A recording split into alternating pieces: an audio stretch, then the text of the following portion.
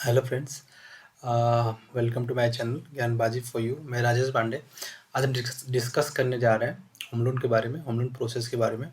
क्या किन किन बातों का ध्यान रखना होता है और क्या क्या डॉक्यूमेंट्स लगते हैं, एलिजिबिलिटी कैसे चेक की जाती है, एलिजिबिलिटी कैसे बढ़ाई जा सकती है लोन की, होम लोन की। तो ये सारी चीज़ हम डिस्कस करेंगे डिटेल में, स्टेप बाय स्टेप।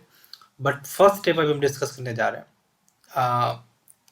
ये रहा आपके सामने, ठीक है। सबसे पहले तो आपको इसमें क्या करना होता है कि घर डिसाइड करना होता है कि मतलब प्रॉपर्टी फाइनलाइज करना होता है। आप किस टाइप की प्रॉपर्टी में जाना चाहते हो।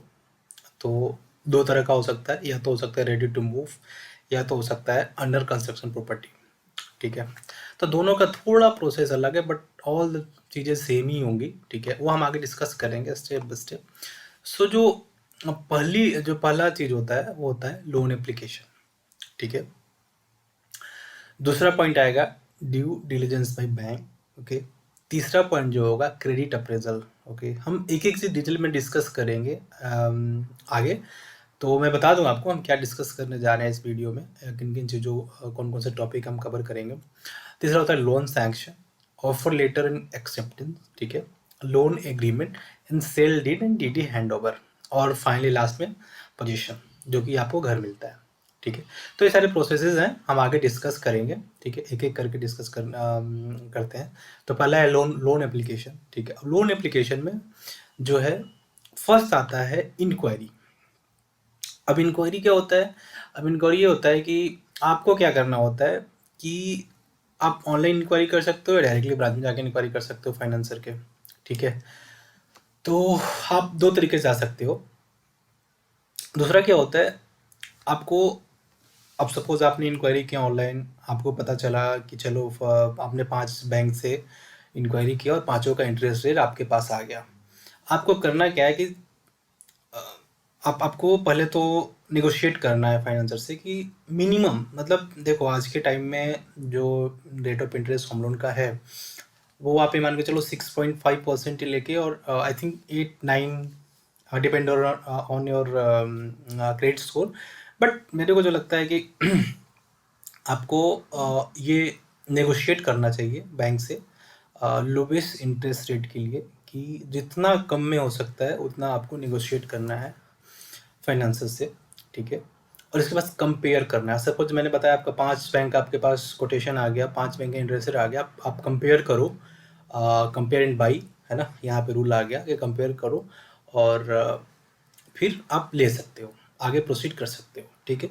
दूसरा जो है वो processing fee and other charges. अब इंडिया में आज के टाइम पे processing fee 0.25 to 1% of total home loan पे लगता है। होम लोन का जो अमाउंट होता है, सपोज आपने 50 लाख का लोन लिया है, 0.25 से 1% के अंदर नॉर्मली जो प्रोसेसिंग फी होता है। बट जो मोस्टली देखा गया कि 0.25 से 0.5% लगता है पूरे लोन का आपका, ठीक है। अब इसमें एक बात मैं बता दूं आपको, एक अच्छी बात क्या होती है कि आप जैसे कंपैरिजन कर रहे हो कोटेशन वगैरह का, तो आप ध्यान रखो कि उसमें एक चीज़ और होता है कि कभी कभी क्या होता है, बैंक्स का कुछ ऑफर चल रहा होता है या कुछ चीज़ चल रही होती है, जिसमें कि प्रोसेसिंग फी जो होता है वेब्ड हो जाता है। अब मैं अपना एग्जांपल लेता हूँ। हमने भी रिसेंटली एक लोन लिया है, होम लोन लिया है, जिसमें कि प्रोसेसिंग फ़ी नहीं लगी है, ठीक है। तो ये चीज़ आप देख सकते हो कि कभी-कभी चीज़ें होती है कि आपको देखना होता है, बात करना होता है, देन विल डिसाइड, ओके। अब इसमें जो मैंने था प्रोसेसिंग फ़ी आएगा, फिर लीगल एंड टेक्निकल चार्जेज आएंगे, ठीक है। अब जो तीसरा इसमें है वो है डॉक्यूमेंट्स। अब आते हैं डॉक्यूमेंट्स पे। आई होप सबके पास डॉक्यूमेंट अवेलेबल होते हैं अगर आप घर लेने जा रहे हो तो, ठीक है। तो ये सारे आपके डॉक्यूमेंट लगेंगे, ठीक है। अब इसमें क्या होता है, डॉक्यूमेंट्स पे ध्यान रखना कि या तो आप, ये तो हम सैलरीड के लिए स्पेशली बना रहा हूँ मैं, जो हम अब आज डिस्कस कर रहे हैं स्पेशली सैलरीड पोर्शन के लिए डिस्कस कर रहे हैं। एक सैलरीड कैसे हम लोन ले सकते हैं, क्या क्या डॉक्यूमेंट उसको प्रेजेंट करने पड़ेंगे फाइनेंसर और बैंक के सामने, ठीक है। तो ये डॉक्यूमेंट्स है, एप्लीकेशन फॉर्म एंड फोटोग्राफ जो कि नॉर्मल है, आइडेंटिटी रेसिडेंस सेल्स प्रूफ जो कि नॉर्मल है, लास्ट 6 मंथ का बैंक स्टेटमेंट आपका चाहिए, लास्ट 3 मंथ सैलरी स्लिप चाहिए, प्रोसेस फी चेक चाहिए, ठीक है। तो ये सारी चीज़, और प्लस आपका ITR चाहिए, ठीक है। फॉर्म 16 भी चाहिए होता है और ITR फाइल किया हुआ चाहिए लास्ट 2 या 3 साल का नॉर्मली, जो अभी रिसेंट एक्सपीरियंस है मेरा, ठीक है। अब आगे आगे आते हैं, तो दूसरा जो है उसमें मैंने बताया था आपको स्टेप, वो होता है ड्यू डिलिजेंस बाय बैंक, ठीक है। अब इसमें क्या होता है, फाइनेंशियल चेक। अब फाइनेंशियल चेक में आपने बैंक स्टेटमेंट दिया फाइनेंसर को, उसकी क्रेडिट डिपार्टमेंट जो होता है, हर फाइनेंसर बैंक के पास एक होम लोन का क्रेडिट डिपार्टमेंट होता है, जो कि लोन सैंक्शन करने में उनका बहुत इंपॉर्टेंट रोल होता है, ठीक है। तो क्या करेंगे, आपके बैंक स्टेटमेंट को स्क्रूटनाइज करेंगे, देखेंगे कि आपका मिनिमम बैलेंस कितना मेंटेन करते हो, एंड काफ़ी सारी चीज़ चेक होती है कि आपका कुछ क्या क्या इन्वेस्टमेंट की हो, मतलब लॉट्स ऑफ थिंग वो चेक करते हैं आपके बैंक स्टेटमेंट से स्क्रूटनाइज करके, ठीक है। अब मैंने जैसे बताया आपको, एवरेज बैंक बैलेंस चेक करते हैं, check return, check bounce check करते हैं, ठीक है। और अगर आपका कुछ मिनिमम क्राइटेरिया से ज़्यादा चेक बाउंस होगा तो रेड फ्लैग उनके सिस्टम में इनिशिएट हो जाएगा, जो कि आपका मतलब ये है कि आपके चेक बाउंसेज, आपका क्रेडिट स्कोर अच्छा नहीं है, वगैरह वगैरह, ठीक है।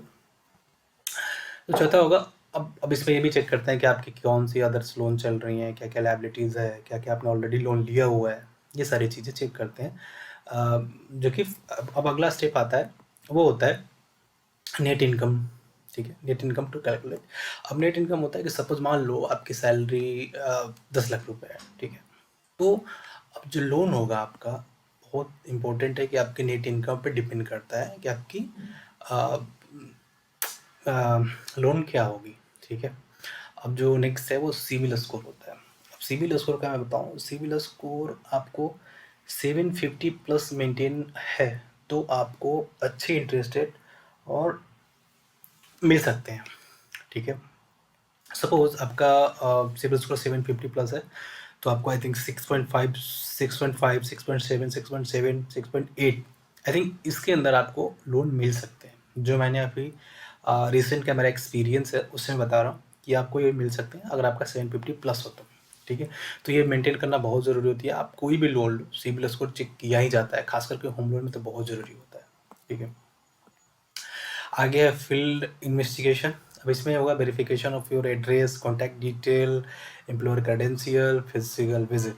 अब आपके जो भी आपने दिया हुआ है एड्रेस, उससे फिजिकल विजिट होती है, ठीक है। उनकी इन्वेस्टिगेशन टीम होती है बैंक की, जो जाके चेक करती है कि आपका जो आपने एड्रेस दिया है वो सही है कि नहीं है। और इसमें एम्प्लॉयर क्रेडेंशियल चेक होती है कि कौन से सर्विस में आप किस टाइप की इंडस्ट्री में आप जॉब करते हो, ठीक है। अब एक एग्जांपल देता हूँ, जैसे कि मान लो एग्जांपल BPO इंडस्ट्री वगैरह है, जिसमें कि लोन की एलिजिबिलिटी बहुत कम होती है और उनको थोड़ा हाई रिस्क माना जाता है, ठीक है। तो ये हो गया। अब जो नेक्स्ट हमारा स्टेप है वो टेक्निकल ड्यू डिलिजेंस आता है, ठीक है। अब इसमें क्या होता है, अब इसमें ये तो आपका फील्ड इन्वेस्टिगेशन में कस्टमर के लिए हो गया, अगर आप लोन ले रहे हो तो आपके लिए हो गया। अब क्या होता है कि ये प्रॉपर्टी के लिए अब है, जो अगला स्टेप है प्रॉपर्टी के लिए। टेक्निकल अब फिजिकल अब क्या करता है फाइनेंसर, उनकी टीम होती है जो कि अब टाई अप मान लो, थर्ड पार्टी मान लो, है जो भी है, उनकी टीम होती है जो फिजिकल विजिट करती है प्रॉपर्टी पे, ठीक है। प्रॉपर्टी वैल्यूएशन होता है। अब प्रॉपर्टी वैल्यूएशन के लिए उनका एक थर्ड पार्टी वेंडर होता है जो कि प्रॉपर्टी का वैल्यूएशन होता है, करता है, ठीक है। अब additionally for under construction property, अब इसमें क्या होगा, अगर मान लो आपकी प्रॉपर्टी अंडर कंस्ट्रक्शन है तो उसमें चेक करेंगे कि स्टेज ऑफ कंस्ट्रक्शन क्या है, सेटिस्फैक्ट्री प्रोग्रेस है या नहीं है, मतलब काम जो शेड्यूल ऑलरेडी है और शेड्यूल पर चल रहा है नहीं चल रहा है, क्वालिटी ऑफ कंस्ट्रक्शन कैसा है, काफ़ी सारी चीज़ें चेक होती है इसमें, ठीक है। इसके बाद आते हैं लीगल ड्यू डिलिजेंस, ठीक है। अब इसमें क्या होता है कि सेम प्रॉपर्टी का लीगल ओनरशिप चेक की जाती है, ठीक है। Property documents, sale deed, possession certificate, अच्छा ये जो है चीज़ें हैं, ये है अंडर कंस्ट्रक्शन। अब ये जो आती हैं, ये अगर आप रेडी टू मूव प्रॉपर्टी में जाते हो, ठीक है, तो ये सारी चीज़ें चेक होती है। Legal ownership, property document, sale deed, possession certificate, agreement of sale, ठीक है। अंडर कंस्ट्रक्शन प्रॉपर्टी के land title check, allotment letter, builder buyer agreement, ठीक है। तो ये सारी चीज़ें चाहिए फाइनेंसर चेक करती है, ओके। अब जो हमारा तीसरा स्टेप है वो होता है credit appraisal and loan sanction, ठीक है। और आपका ड्यू डिलिजेंस कंप्लीट हो गया मान लो, ठीक है। फर्स्ट स्टेप आपने कंप्लीट कर लिया, ड्यू डिलिजेंस कंप्लीटेड, ओके। अब maximum EMI repayment capacity base, अब क्या होता है कि मैक्सिमम जो EMI कैपेसिटी होती है वो आप डिपेंड करती है आपकी नेट इनकम पे, ठीक है। अब मान लो आपकी इनकम 10 लाख रुपए है, ठीक है। तो अब एग्जांपल लेते हैं, 10 लाख रुपए में मान लो आपने एक मंथली आपकी हो गई मान लो 50,000 सैलरी आप इन हैंड आपकी आ रही है, ठीक है। तो 50,000 में अगर आपका 15,000 15,000 का पहले EMI चल रहा है, कोई आपने कोई लोन लिया हुआ है, कार लोन लिया हुआ है, टू व्हीलर लोन लिया हुआ है, अदर पर्सनल लोन लिया हुआ है, ठीक है। अब इसमें क्या होगा कि 50,000 में से 50,000 में से 15,000 को निकाल देंगे, okay. So 50,000 minus 15,000 equal to 35,000, okay. 35,000 में आपकी जो टोटल इनकम हो गई अभी की करेंट इनकम 35,000 है। अब उसमें से अगर लोन कैलकुलेट करते हैं फॉर एग्जांपल, तो उसका 50% max to max 60%, okay. So 50% means हम लेके चलते हैं 17.5 लाख, 18 लाख या 20 लाख मैक्स टू मैक्स इस इनकम पे लोन हो सकता है, ठीक है। और मैं यहाँ पे आपको एक और क्राइटेरिया बताऊंगा कि सपोज आपका अगर एक ये एक्चुअली ये आप फाइनेंसर के पास जाओगे तो अगर आपने अगर 30 लाख का घर लिया है, 40 लाख का घर लिया है, तो ऑब्वियसली आपको लोन ज़्यादा चाहिए होता है, ठीक है। और आपकी जो लाइबिलिटीज़ है ऑलरेडी चल रही हैं और आप एलिजिबल नहीं हो, ठीक है, मैक्सिमम EMI के लिए, मैक्सिमम लोन के लिए, तो आप अपने साथ अपने स्पाउस को इंक्लूड कर सकते हो उसमें। अब इससे क्या होगा कि आपका लोन का जो कैपेसिटी है वो बढ़ जाता है, लोन का जो मैक्सिमम लिमिट होता है वो बढ़ जाता है। सपोज आपको 5 लाख 10 लाख रुपए ऐसे ही बढ़ जाते हैं अगर आपने इंक्लूड कर लिया अगर एक और आदमी को अपने साथ, अपने स्पाउस को, ठीक है, खासकर। तो ये हो गई। अब आते हैं maximum loan eligibility based on LTV, ठीक है। अब इसमें क्या होता है कि देखो मैक्सिमम एक जो होता है मैक्सिमम जो लोन हो सकता है वो एक प्रॉपर्टी का 80 to 90% ही हो सकता है, इससे ज़्यादा नहीं होता है, ठीक है। अगर आपने 50 लाख का प्रॉपर्टी लिया है तो 40 लाख 40 लाख टू मैक्स 45 लाख हो सकता है, ठीक है, इससे ज़्यादा नहीं होगा, है ना। और वो भी डिपेंड करता है काफ़ी कुछ चीज़ें जैसे credit score, income age, experience, employer, nature of business. मैंने जो बताया आपको पीछे कि ये चीज़ें चेक करनी होती है, फाइनेंसर चेक करता है, तो ऑब्वियस सी बात है ये चेक होगी, ठीक है। अब आते हैं सैंक्शन लोन अमाउंट में, ठीक है। सैंक्शन लोन अमाउंट क्या होता है कि आपको कितना लोन बैंक सैंक्शन करता है। फाइनल आपका सब कुछ चेक हो गया, उसने पेपर चेक कर ली, सब सारी चीज़ें हो गई। अब आते हैं सैंक्शन लोन अमाउंट, आपको कितनी बैंक लोन दे रहा है, ठीक है। अब जो अगला प्रोसेस है ऑफर लेटर है एक्सेप्टेंस, ठीक है। अब सैंक्शन लोन अमाउंट हो गया जो मैंने पीछे बताया, रेट ऑफ इंटरेस्ट फ्लेक्सिबल भी हो सकता है, वेरिएबल भी हो सकता है, ठीक है। डिपेंड्स ऑन यू कि आप कैसे जाते हो, फ्लेक्सिबल जा सकते हो, वेरिएबल जा सकते हो। फ्लेक्सिबल जो है एक होता है फिक्स और वेरिएबल होता है। अब यहाँ पे थोड़ी सी मिस्टेक है हो गई है मेरे से, तो ये फिक्स एक्चुअली फिक्स और वेरिएबल, ओके। तो फिक्स होता है। अब फिक्स में क्या होता है कि आपको सपोज मान लो 8.3% फिक्स है, ओके, और वेरिएबल है 7.5%। तो अब इसमें क्या होता है, हमेशा ध्यान रखना कि जो वेरिएबल होता है वो फिक्स से हमेशा कम होता है, ठीक है। तो आपके ऊपर डिपेंड है आप कैसे जा सकते हो, आपको कैसे जाना है। बैंक फाइनेंशियल बैंक आपको ये ऑप्शन देंगे कि आप कैसे जा सकते हो। तो मोस्टली लोग फिक्स ही प्रीफर करते हैं, मैं भी जो गया हूँ सर फिक्स पे ही गया हूँ, ठीक है।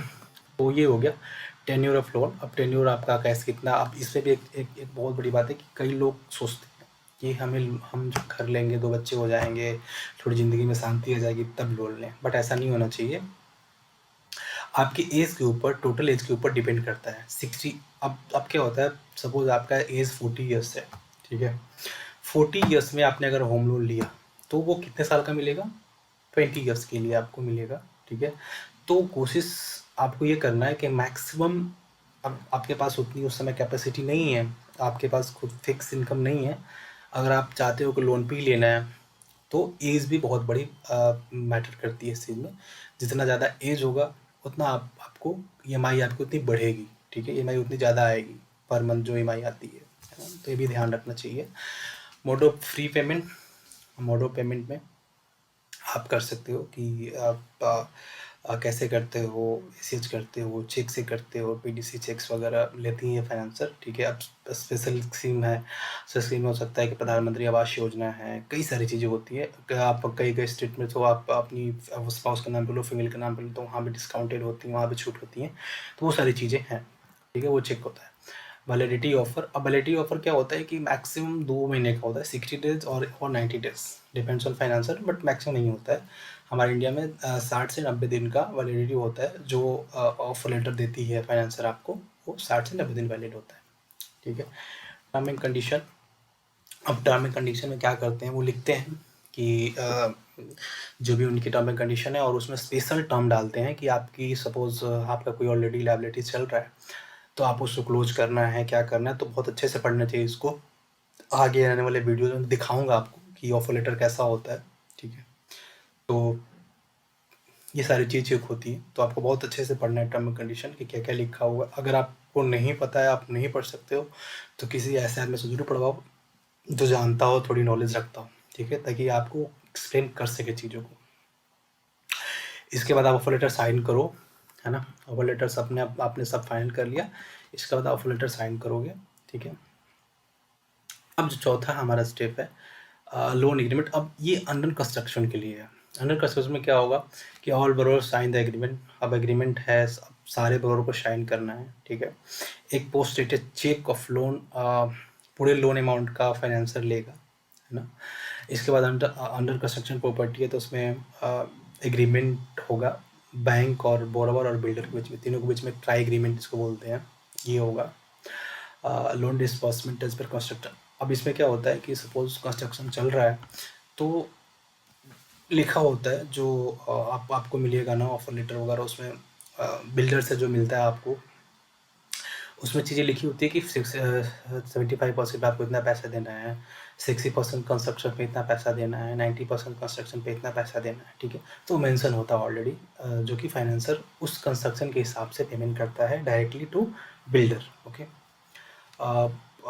अब लास्ट जो होता है कि अगर आप लोन ले रहे हो, फाइनेंस करवा रहे हो प्रॉपर्टी को, तो आपका जो ओरिजिनल डॉक्यूमेंट्स है वो फाइनेंसर के पास रहेंगे till the clearance, till the आपका ये जब तक लोन चलेगा, जब तक लोन चलेगा तब तक ये सारे डॉक्यूमेंट्स ओरिजिनल आपके फाइनेंशियल के पास ही रहते हैं, ओके। तो आप ध्यान रखना कि हमेशा हमेशा ध्यान रखना, जो भी आपने डॉक्यूमेंट दिया है उसका एक रिसिप्ट आप जरूर अपने पास रखना फ्यूचर के लिए। नहीं तो अगर मान लो फ्यूचर में लॉस हो जाए डॉक्यूमेंट्स, ओरिजिनल डॉक्यूमेंट्स, तो फिर आप प्रॉब्लम में पड़ सकते हो, ठीक है। तो आपको ये रखना ज़रूरी है, ओके। अब जो आगे स्टेप 5 है, ये है रेडी टू मूव प्रॉपर्टी के लिए। अगर आपका रेडी टू मूव प्रॉपर्टी है, तो बैंक इंश्योर टू हैव पे down payment amount, okay. Bank ensure करता है कि आपने जो 10% आपको पेमेंट करना होता है, डाउन पेमेंट जिसको बोलते हैं, वो आपने पे किया है कि नहीं किया है, ठीक है। तो ये फाइनेंसर चेक करता है।